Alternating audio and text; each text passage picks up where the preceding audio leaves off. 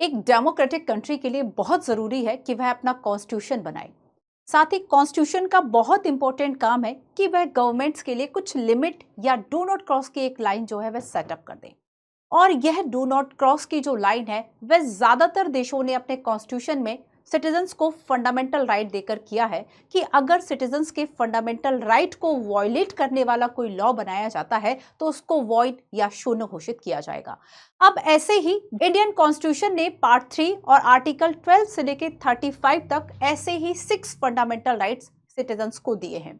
लेकिन क्या होता कि अगर फंडामेंटल राइट्स तो दे दिया लेकिन फंडामेंटल राइट का अगर वॉयलेशन हो रहा है तब उसको इन्फोर्स कराने का और रेमेडीज कराने का जो ऑप्शन है वह नहीं देता। तो एट प्रेजेंट हमारे कॉन्स्टिट्यूशन में ये ऑप्शन दिया गया है, क्योंकि डेमोक्रेटिक देश वही होता है जो कि अपने सिटीजन्स को ना केवल राइट दे बल्कि उनके राइट्स के लिए सेफ गार्ड भी दे, और यही काम हमने रिट दायर करके किया है। सो रिट एक ऐसा ऑप्शन है जब किसी इंडिविजुअल के जो फंडामेंटल राइट हैं अगर उसका वायलेशन होता है उसके पास ऑप्शन है कि वह सुप्रीम कोर्ट डायरेक्टली जा सकता है। Under the article 32 Supreme court जा सकता है एंड 226 के अंतर्गत वह हाई कोर्ट में जा सकता है, पिटीशन दायर कर सकता है, रिट दायर कर सकता है। तो कॉन्स्टिट्यूशन ने इसे एक सेफ गार्ड के रूप में देखा है। साथ ही रिट क्या है? रिट एक फॉर्मल एक लीगल ऑर्डर है जो कि इशू किया जाता है सुप्रीम कोर्ट और हाई कोर्ट के द्वारा, व्हाट टू डू और not to do something. So article 32 Supreme Court and article 226 के अंतर्गत हाई कोर्ट के पास यह राइट है। सो बेसिकली ये इसका जो इंपॉर्टेंस है कि यह सिटीजन्स के लिए एक सेफ गार्ड के रूप में है। साथ ही अगर किसी के राइट्स का वॉयलेशन होता है, उसके साथ कोई अनजस्ट होता है, कोई अनलॉफुल कस्टडी होती है या अन्य किसी तरीके से उसको कोई प्रॉब्लम होती है, गवर्नमेंट के ऑफिस से, गवर्नमेंट अथॉरिटी से कोई प्रॉब्लम होती है, तब वह रिट जारी कर सकता है। सो टाइप ऑफ रिट्स की अगर हम बात करें तो 5 तरह की रिट्स दी गई हैं। हैबियस कार्पस मतलब बंदी प्रत्यक्षीकरण। आपको याद होगा जब रॉलेट एक्ट 1919 को अप्लाई किया गया, लागू किया गया, उसके बाद जो रिट आपसे ले ली गई वह था हैबियस कार्पस। हैबियस कार्पस का मीन होता है टू हैव द बॉडी, मतलब किसी जिसको भी कस्टडी में लिया गया है उसको सशरीर प्रस्तुत करना। रॉलेट एक्ट में इसी को हटा दिया गया था। सो फर्स्ट रिट है बंदी प्रत्यक्षीकरण। सेकंड रिट है मैंडेमस, यानी वी कमांड, हम आदेश देते हैं अगर कोई गवर्नमेंट अथॉरिटी के द्वारा या पब्लिक सर्वेंट के द्वारा कोई अपना कार्य नहीं किया जा रहा और उससे किसी इंडिविजुअल के फंडामेंटल राइट अगर प्रभावित होते हैं तब उसे आदेश दिया जा सकता है। देन नेक्स्ट हम देखेंगे क्यू वारंटो। क्यू वारंटो मतलब बाय व्हाट अथॉरिटी, आप किस अथॉरिटी से इस काम को कर रहे हैं। Then next one is certiorari, to be informed, and last है आपका प्रोहिबिशन मतलब टू फॉरबिड। आइए जानते हैं इसको एक एक करके।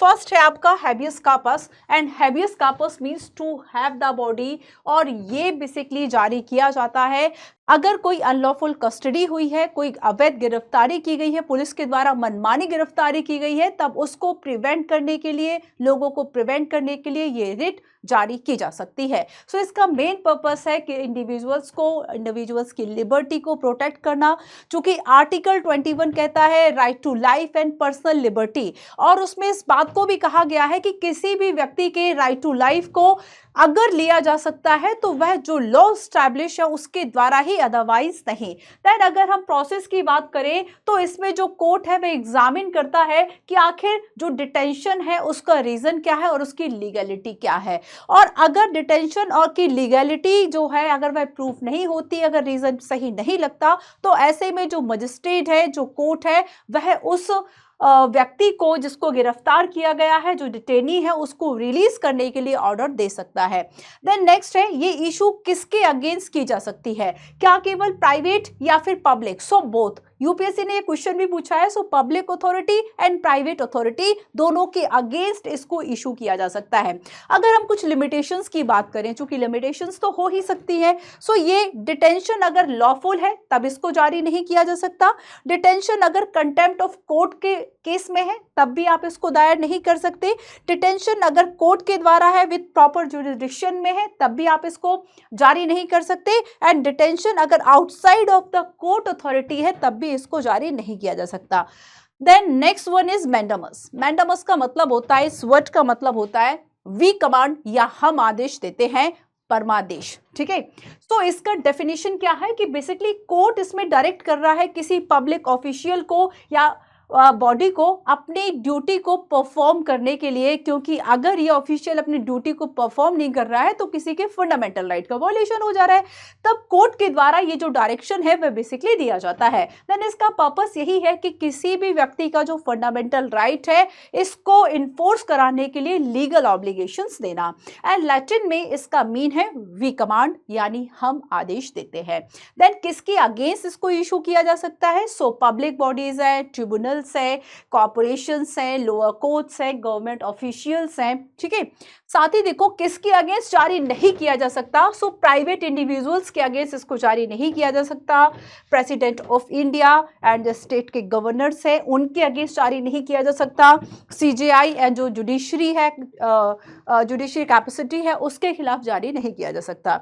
ठीक है, साथ ही क्या क्या इन्फोर्स नहीं है? तो अगर डिस्क्रिशनरी ड्यूटीज है तब भी इसको इन्फोर्स नहीं है। कॉन्ट्रेक्चुअल अगर ऑब्लिगेशन है तब भी इसको इन्फोर्स नहीं किया जा सकता। अगर कोई डिपार्टमेंटल इंस्ट्रक्शन है विदाउट स्टैट्यूटरी बैकिंग देन भी इसको इन्फोर्स नहीं किया जा सकता। सो ये मैंडामस था। एंड देन थर्ड हम बात करेंगे, थर्ड जो रिट जारी कर सकता है Supreme Court and High Court, prohibition. Prohibition प्रतिषेध या टू फॉरबिड। तो इसका डेफिनेशन क्या है? A court order from a higher court instructing lower court और ट्रिब्यूनल टू स्टॉप प्रोसेसिंग। जो भी प्रक्रिया चल रही है उसको लोअर कोर्ट को रोक देना हाई कोर्ट के द्वारा, जो भी कंपैरेटिवली हायर कोर्ट है वो इंस्ट्रक्ट करेगी। सो बेसिकली इसका पर्पस जो है, प्रिवेंट लोअर कोर्ट जो कि अपने ज्यूरिसडिक्शन को एक्सीडिंग कर रही है, उसके अधिकार क्षेत्र में जो काम नहीं है उस काम को किया जा रहा है, तब उसको रोकने का आदेश दिया जा सकता है। ठीक है, सो किसके अगेंस्ट इसको इशू किया जाएगा? सो लोअर कोर्ट एंड ट्रिब्यूनल्स के लिए। अगर लिमिटेशंस की बात करें, सो लिमिटेशंस में किसके खिलाफ इसको इशू नहीं किया जा सकता? तो एडमिनिस्ट्रेटिव अथॉरिटी है, लेजिस्लेटिव बॉडी है, प्राइवेट इंडिविजुअल्स है, ऑर्गेनाइजेशंस है। Then next certiorari. Certiorari means to be informed, है ना। सो डेफिनेशन क्या है कि बेसिकली ये हायर कोर्ट जो है वह डायरेक्ट कर रही है लोअर कोर्ट को एंड ट्रिब्यूनल्स को अपने रिकॉर्ड्स को सबमिट करने के लिए, या फिर जो पर्टिकुलर केस है उसको रिव्यू करने से रिलेटेड। ठीक है, सो ये बेसिकली डेफिनेशन हुआ कि higher court order directing a lower court और tribunal to submit the record और केस फॉर रिव्यू।